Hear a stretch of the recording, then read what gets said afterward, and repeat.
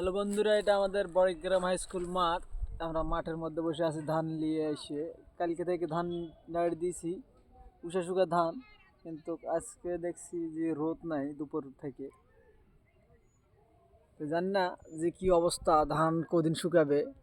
তো এইটা দেখতে পাচ্ছেন, এটা আমাদের বড়গ্রাম হাই স্কুল এবং প্রাইমারি দুটাই একখানে আছে।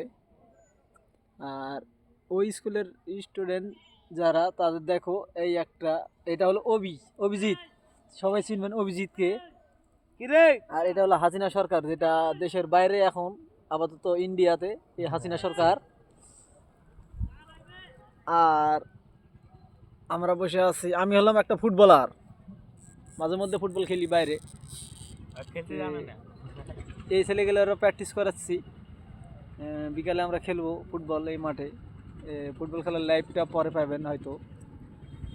এখন